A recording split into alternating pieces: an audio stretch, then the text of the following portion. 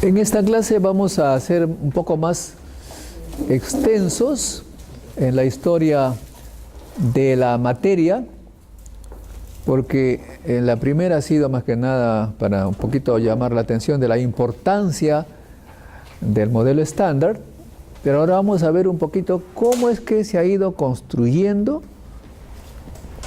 este conocimiento. El curso de la metodología de la investigación tiene también que ver con comprender cómo avanza la ciencia. Y como estamos en el curso de física de radiaciones, combinamos ambos temas. Es decir, cómo ha avanzado el conocimiento de la física de las radiaciones y justamente para comprender ese proceso que les va a llevar de repente a ustedes también a avanzar un poco más en los diversos campos del conocimiento de la materia.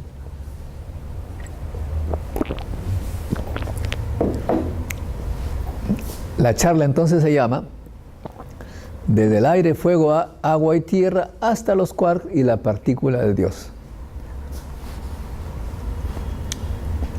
Bueno, los griegos entonces tenían la idea de que la materia, lo existente, estaba compuesto de aire, tierra, fuego y agua. Luego vino Mendeleev, quien propuso la tabla periódica de elementos. En lugar de haber 4 elementos, pues hubieron varias decenas de elementos.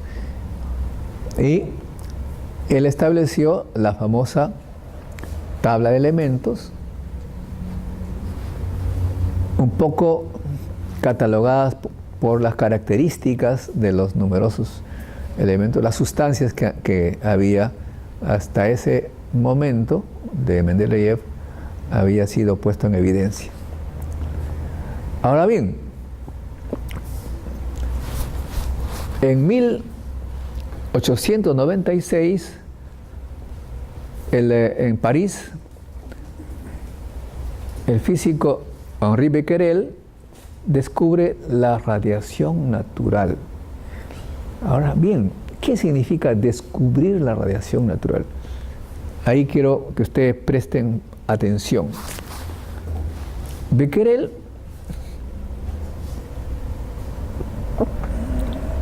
en realidad había sido un poco incitado, estimulado por el descubrimiento de los rayos X que ocurrió el año anterior en Alemania. Los rayos X tenían la propiedad de atravesar los tejidos blandos y ser frenados, absorbidos por los materiales pesados, y él tratando de hacer una prueba con una sustancia con la que contaba,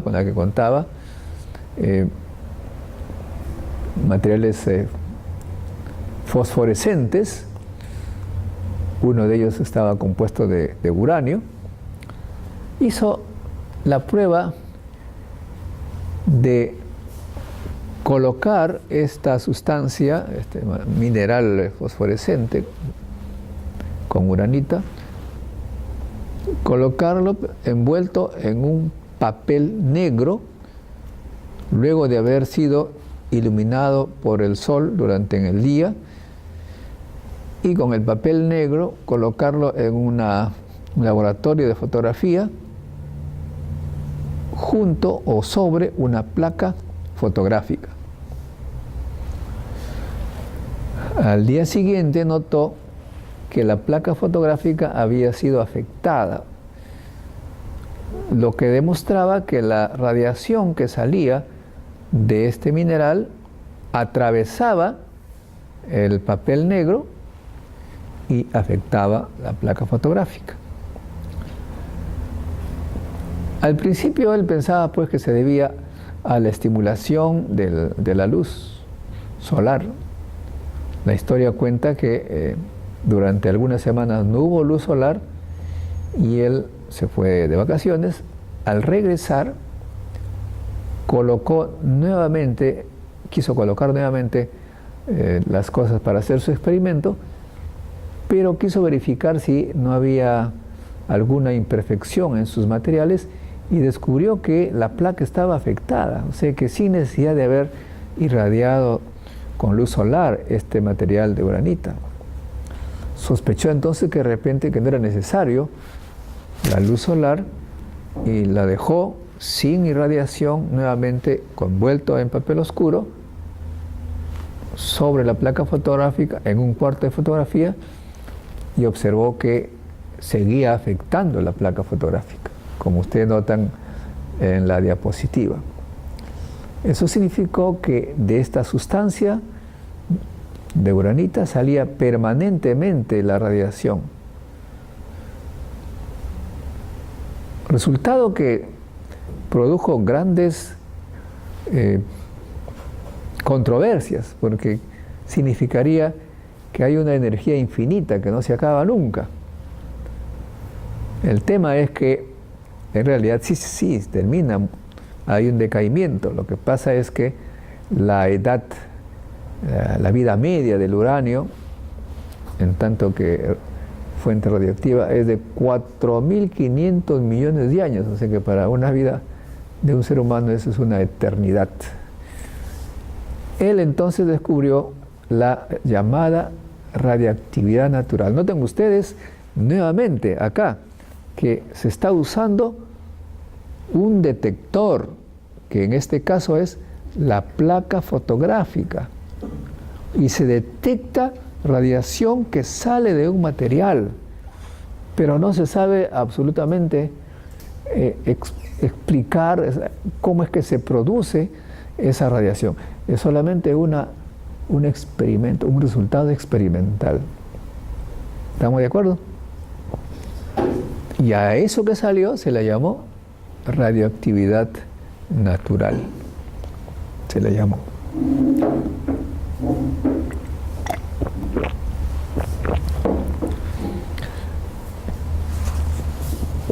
Luego viene otro descubrimiento importantísimo, esta vez en Inglaterra, el señor James Thomson, en 1897, se descubre lo que podríamos llamar, lo que llamamos en realidad, como la primera partícula elemental. O sea, primera vez se detectaba una partícula. Primera vez. ¿Y ello cómo? En un instrumento que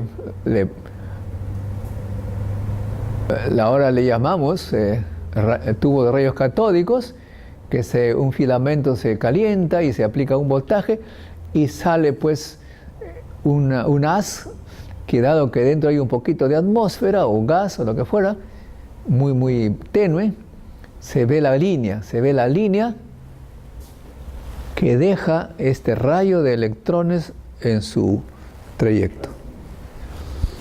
Es más, si se coloca un imán cerca de la línea se desvía, lo que demostraba que eran partículas cargadas que se estaban dirigiendo en principio en línea recta. Es así como se descubre los electrones.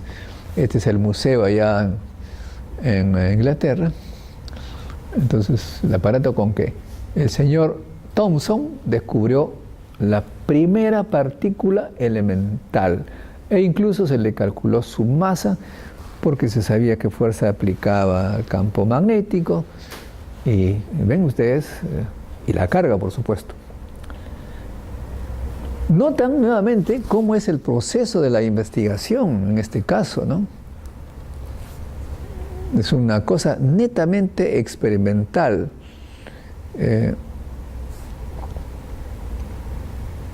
Pero eso sí, sale de allí la primera partícula elemental. Volvemos a las sustancias radioactivas. Ya dijimos que el señor Henri Becquerel descubrió la radioactividad natural de sustancias radioactivas naturales. Y en esa época llega a París una mujer, una joven alumna de Polonia, de nombre María Sklodowska, que venía de Polonia porque allá no se le permitía estudiar a la mujer. En París se puso en la universidad, la Sorbona, y comenzó a trabajar este tema de las sustancias radioactivas. Ella dijo, debe haber sustancias más radiactivas que otras, y comenzó a hacer experimentos. Y descubrió pues varias sustancias radioactivas. La más famosa es el polonio, que se puso el nombre en honor al país de origen de Marie Curie. Como que con ello se demuestra de que la radioactividad es propiedad de algunas sustancias, de algunos elementos, no de todos los elementos. El radio, el polonio y otros más que se descubrieron luego. Pero se descubrió entonces que es una propiedad de algunos elementos radioactivos. Muy bien. Marie Curie tenía un maestro, Pierre Curie. Dicen que el maestro se enamoró, no dicen, sino que se enamoró perdidamente de su alumna. Y en una pizarra le demostró matemáticamente que tenían que ser pareja. Es lo que dice. Ella más bien quería regresar a su país y él le escribía cartas de amor, regresa. E hicieron una muy linda pareja y ambos hicieron estos descubrimientos de sustancias radioactivas, motivo por el cual a Pierre Curie la Academia Sueca de las Ciencias le otorgó el Premio Nobel de Física, pero él dijo, nosotros hemos trabajado en pareja, somos dos, de modo que si a Marie no le dan también el Premio Nobel conmigo, no voy. Tanto es el amor, ¿verdad? Entonces le dieron a los dos, con todo mérito, porque ella trabajó más, incluso, por lo menos igual que Pierre Curie en este trabajo. Aquí tenemos el instituto donde trabajó Marie Curie. He ido a visitar justamente hace un par de años para traerle la foto del instituto de Curie. Hasta ahora está allí, cuando vayan por allá pueden visitarlo. Estoy en su escritorio, ¿ah? Feliz, después de mucho tiempo que no iba. Ahí tenemos el escritorio en el que trabajaba Marie Curie. Hay que tener, por supuesto, un poco de cuidado porque todavía hay sustancias radioactivas. Porque en la época en que Marie Curie trabajaba con estas sustancias radioactivas, no se tenía claro de los efectos de la radioactividad, al punto que ella murió de leucemia, de cáncer, porque no practicó lo que nosotros llamamos la protección radiológica.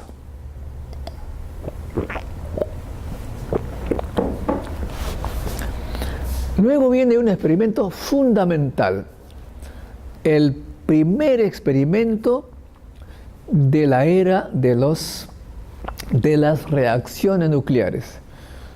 Lo anterior era esperar que haya radiación, escoger el elemento, pero Rutherford inventó con su alumno Geiger y también el señor Marsden una técnica. ¿Cuál es esta? Irradiar materiales para ver qué pasaba con la radiación y de ahí deducir cómo está constituida la materia. Ese es pues el inicio de la nueva era de la física. Estudiar la estructura de la materia bombardeando muestras, laminillas, películas. Bueno. Sí. ¿El personaje que está con mi copia era Geiger? Sí, Geiger.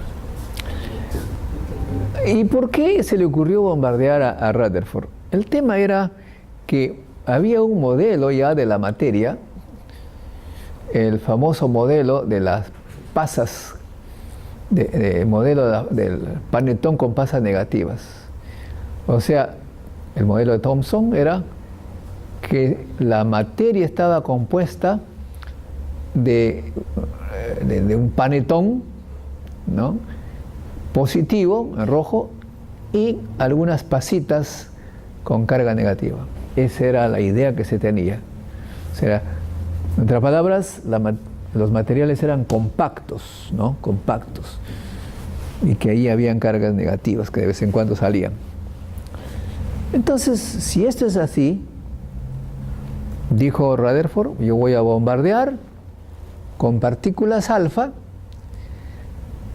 Estas van a atravesar el panetón y van a perder poco a poco energía, y al final van a pasar o no pasar, dependiendo del espesor de la lámina. Si pasan, pasarán con mucho menos energía que la inicial, puesto que van a gastar energía en el camino. Esa era la idea. Pero ¿qué encontró Rutherford? Encontró que casi todas pasaban con la misma energía al otro lado, como si que estuvieran atravesando el vacío. Y una que otra rebotaba o era desviada. Pero la gran mayoría pasaba de frente. O sea, imagínense ustedes, yo bombardeo una lámina con partículas alfa, todas pasan como si que hubieran estado en el vacío, con la misma energía, y una que otra me rebotaba. La única explicación que tuvo Rutherford es la interpretación del modelo atómico. ¿Cuál es ese modelo?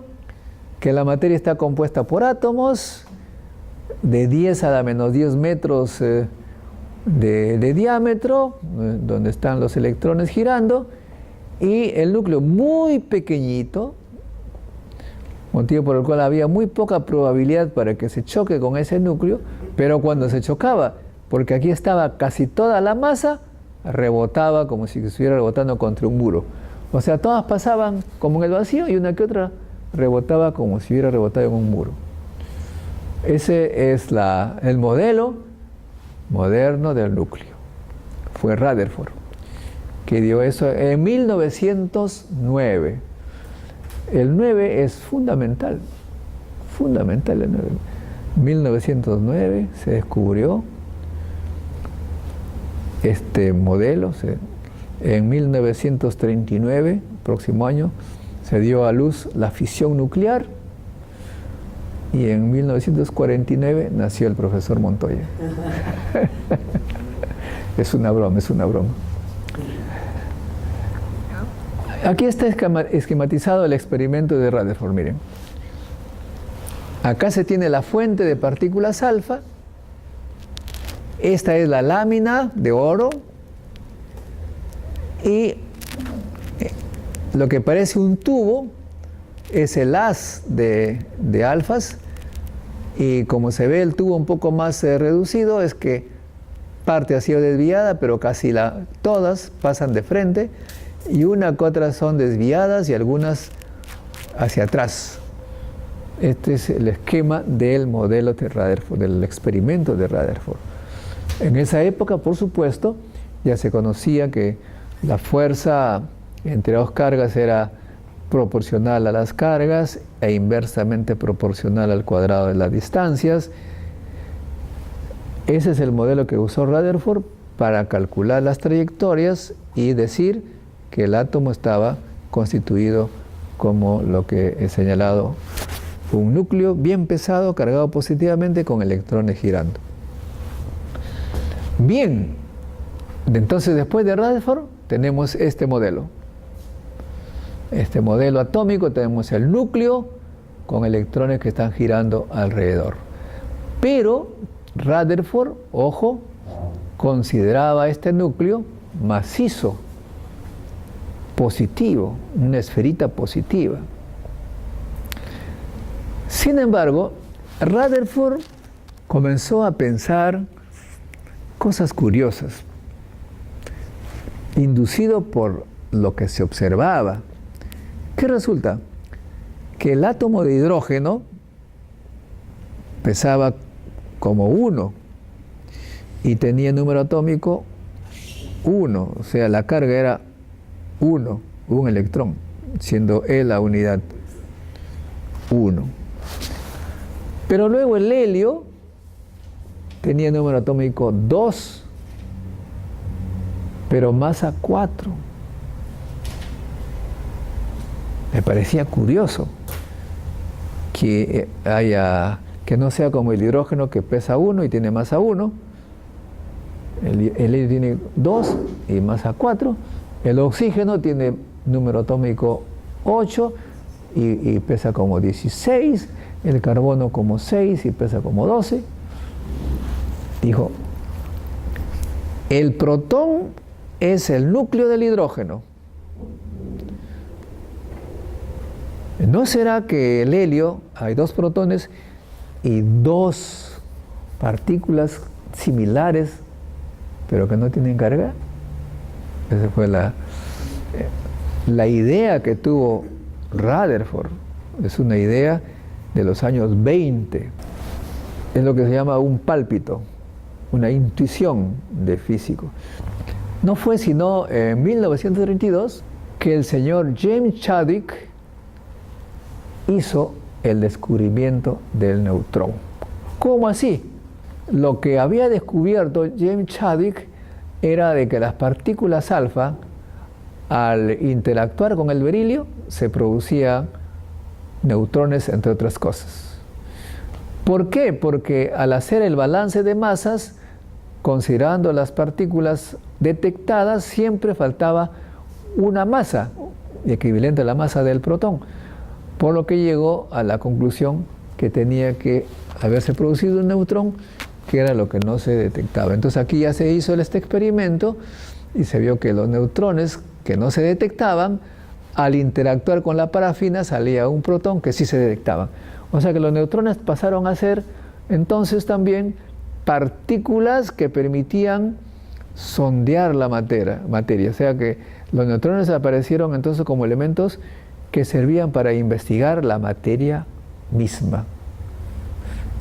Y sus reacciones eran reacciones que se detectaban de manera indirecta, porque, repito, el neutrón no se puede detectar, pero como esta rompe cosas y salen cargadas las partículas, estas partículas se detectan.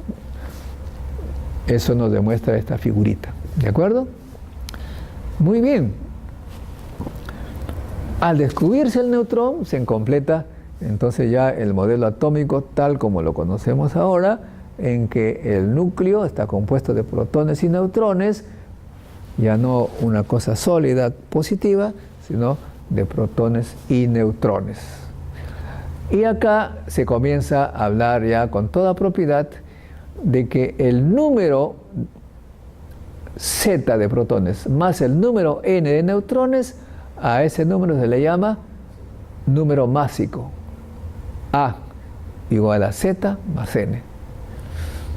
El número de protones, que es el número atómico, también es el número de electrones, puesto que el átomo normalmente es neutro, y para que sea neutro tiene que haber el mismo número de protones y el mismo número de neutrones. Bueno, tenemos el átomo ya bien establecido y los experimentos siguen. Se bombardea con partículas, materiales, y se ve qué está pasando. Acá viene una parejita muy interesante. Este señor es Frédéric Joliot, alumno de Marie Curie, que se enamora de la hija de Marie Curie, Irene Curie. Y se convierten en una pareja de investigadores haciendo reacciones, como estaba en esa época de moda. Estos dos personajes para mí son especiales porque fueron los que fundaron el Instituto de Física Nuclear, donde estudié modestamente, el Instituto de Física Nuclear de Orsay, que está cerquísima de París. Muy bien, aquí estoy yo con los grandes, hasta Marie, Irene, Becquerel y Frédéric. Es en París. Si se portan bien, los llevo. Bueno, Frédéric Joliot-Curie descubrió un fenómeno interesante. Bueno, primero que nada, debo señalar que en Alemania, en 1939, como lo señalé, se publicó un artículo en que señalaba haberse descubierto el fenómeno de la fisión nuclear. La fisión nuclear, ¿cómo es esto? Se irradiaba materiales de uranio con neutrones, ya se sabe cómo producir neutrones, entonces se irradiaba, vamos a ver, comenzamos. Viene el neutrón por la izquierda al núcleo de uranio, el uranio absorbe el neutrón, se desestabiliza, se parte en dos, eso lo descubrieron en Berlín, y Joliot-Curie descubrió que de estos fragmentos salían neutrones. O sea que en Berlín se descubrió que el uranio, al absorber un neutrón, se partía en dos. Y Frédéric Joliot-Curie demostró que cada uno de estos dos pedazos emitía neutrones, por lo tanto podía hacerse una reacción en cadena. Y por lo tanto se podía construir un dispositivo explosivo nuclear.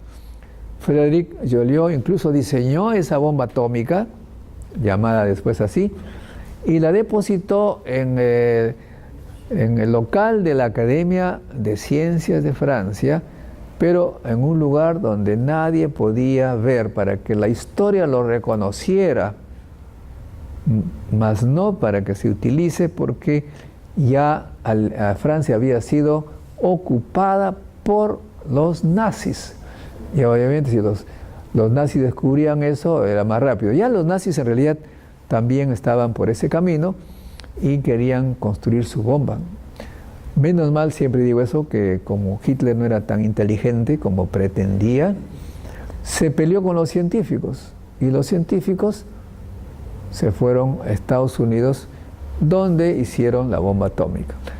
Y allí hicieron pues la reacción en cadena. ¿Qué significa la reacción en cadena? Fue Enrico Fermi, italiano, que se fue a Estados Unidos y descubrió la reacción en cadena. Vamos a ver nuevamente desde el inicio. Este es el uranio, el neutrón, y viene el neutrón, produce la fisión del uranio, cada fragmento emite neutrones, y estos neutrones van a fisionar al vecino, y así se arma una reacción en cadena, que si no es controlada, da lugar a la bomba atómica. Bien, entonces así descubre la fisión nuclear y se construye el reactor nuclear. Esta técnica de hacer reacciones para ver qué pasa nos lleva también a una producción de innumerables nuevos elementos, nuevos átomos, nuevos núcleos. Había 92 naturalmente, de forma natural, y comenzó a producirse muchos otros, como ya les he señalado. Los más alejados de los primeros son inestables. Acá, dicho sea de paso, tenemos en el eje horizontal el número de neutrones y en el vertical el número de protones. Acá tenemos, por ejemplo, el oxígeno, porque tiene 8 protones, pero puede tener muchos neutrones. Eso se llaman isótopos. Todos los elementos que tienen, todos los átomos que tienen el mismo número de protones se llaman isótopos, pero pueden tener diversos números de neutrones. El oxígeno más estable es el oxígeno 16. Cuando tomamos agua, tomamos oxígeno 16 básicamente, pero también allí van algunos elementos como oxígeno 18, 17, 15. O sea que tenemos también igual el hidrógeno, casi todos son hidrógeno 1, pero hay algunos poquísimos que tienen peso 2, tienen un neutrón de más, y otros menos numerosos, llamados tritios, tienen 2 neutrones y un protón. Entonces es el tritio que decae. Bueno, así es como se producen nuevos elementos. Y luego, antes de ello, como señalé también en una clase anterior, se empezó a observar rayos que venían del cosmos. ¿Cómo es que se descubre esto? Lo que pasa es que se armó esta idea de los globos aerostáticos. Un globo aerostático comienza a subir y ahí se colocan detectores de radiación y se observó que mientras más subía un globo aerostático, se detectaba más radiación. Dije, pero ¿cómo es posible que al subir haya más radiación si la Tierra está acá? Ah, debe ser que del exterior llegan la radiación y como mientras más sube uno, hay menos atmósfera que absorbe. Mientras más sube se va a encontrar con más radiación cósmica, por lo tanto va a haber más detección. Así es como se inicia esta gran investigación de rayos cósmicos. Acá, por ejemplo, vienen un rayo cósmico que choca con un núcleo de la atmósfera y un choque tan energético que da lugar a muchas partículas. Así como vimos en la creación del bosón de Higgs, que sale innumerables partículas de un solo choque, igual acá se ocurría. A este fenómeno se llama shower, como ducha. Hay, hasta ahora, el señor Pierre Auger, dio su nombre a un proyecto que se llama el Proyecto Auger, que se dedican a detectar las partículas que se producen por colisión de un rayo cósmico. Pero los detectores se colocan en un área grande, no sé de cuántos kilómetros ya tienen ahora, un montón de detectores que de repente detectan así, repentinamente, cualquier cantidad, todos ellos detectan partículas.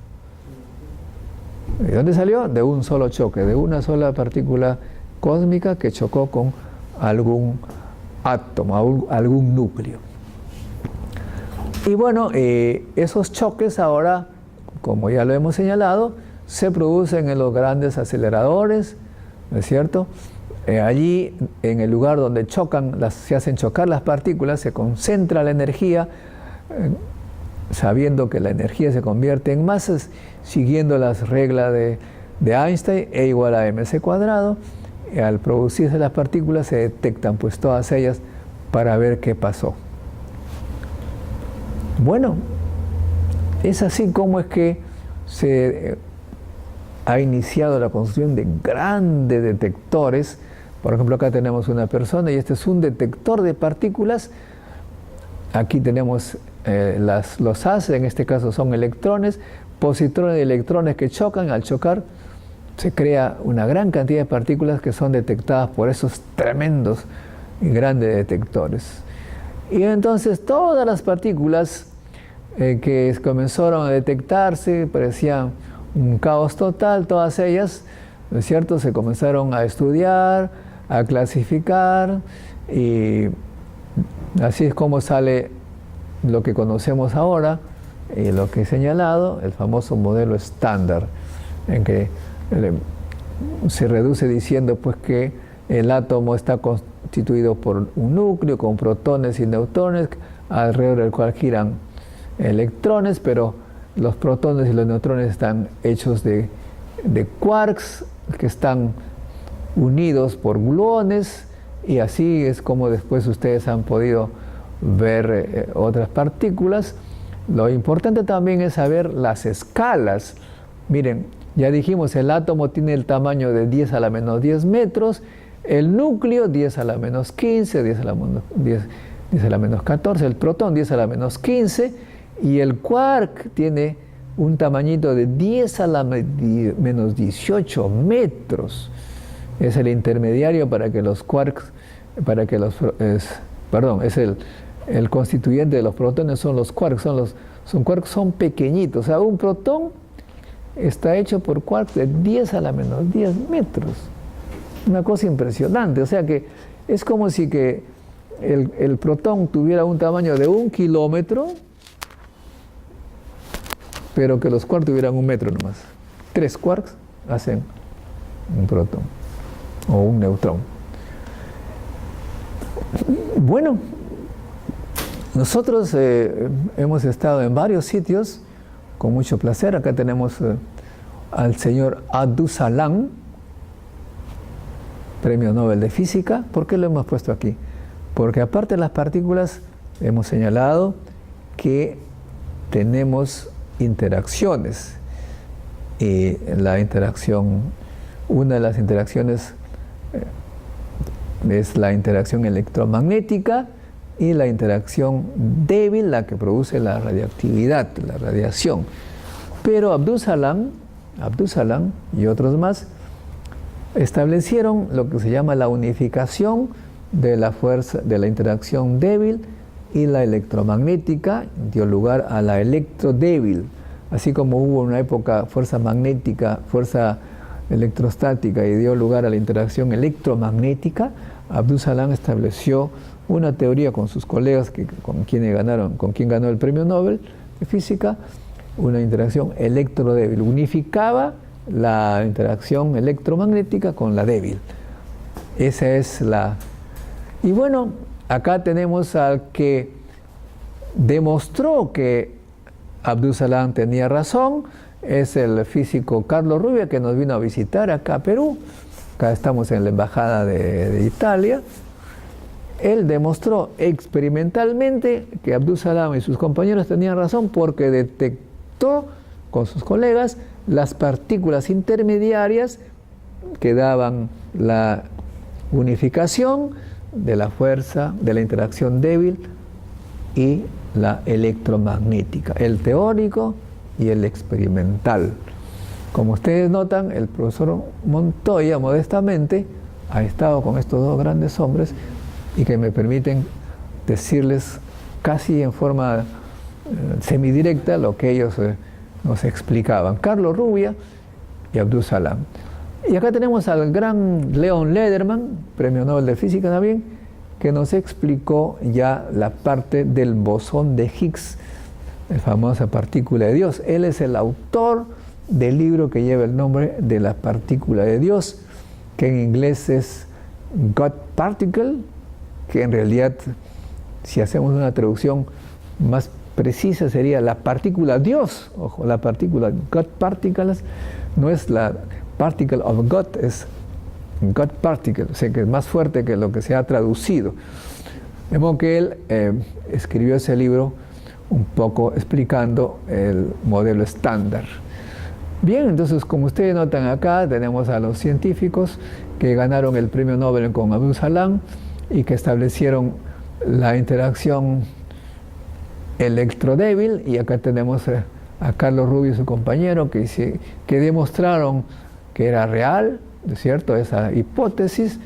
Y luego tenemos entonces finalmente, después de todos estos esfuerzos, el famoso modelo estándar que hemos explicado en una clase anterior y que finalmente quedaba, ya se demostró la existencia del bosón de Higgs en el famoso colisionador de hadrones, el gran colisionador de hadrones del CERN en Ginebra. Y miren ustedes cómo después de 50 o más de haberse predicho la existencia de partículas, el bosón de Higgs, pues se logró descubrir, y en este lugar, el 4 de julio, día de la independencia de Estados Unidos del 2012, se anunció el descubrimiento del bosón de Higgs en una fiesta inolvidable en el CERN. Afuera del auditorio había cualquier cantidad de gente que no pudo entrar. Bueno, y el que predijo la existencia de esta partícula, obviamente se le cayeron algunas lágrimas, porque después de predecir algo y que se descubre, es una sensación indescriptible, indescriptible. De modo que, a pesar de lo que se ha avanzado, lo hemos dicho, surgen nuevas preguntas. se descubre que hay materia oscura, energía oscura y que solamente somos 4 o 5% de lo que existe. O sea, nosotros somos la excepción. Lo general es lo que no se ve, ¿no? Y nosotros también, debo señalar que estamos haciendo un gran esfuerzo para que todas estas cosas se sepan. Y hemos hablado, por ejemplo, de los agujeros negros, de las ondas gravitacionales, y el año pasado, ¿no? Este año, tuvimos un premio Nobel en física que justamente nos habló sobre el camino que llevó a la ciencia de la teoría de Einstein a las ondas gravitacionales. Acá le llaman el chirrido de la gravedad. ¿Por qué? Porque esta colisión de estrella de neutrones que ocurrió hace 130 millones de años, llegó acá a la Tierra en 130 millones de años y se supo por una muy breve efecto en el cambio de las distancias acá en la Tierra. Bueno, pues entonces nosotros nos dedicamos a ello. Como físico yo les puedo señalar finalmente que esta carrera es apasionante. Muchas gracias.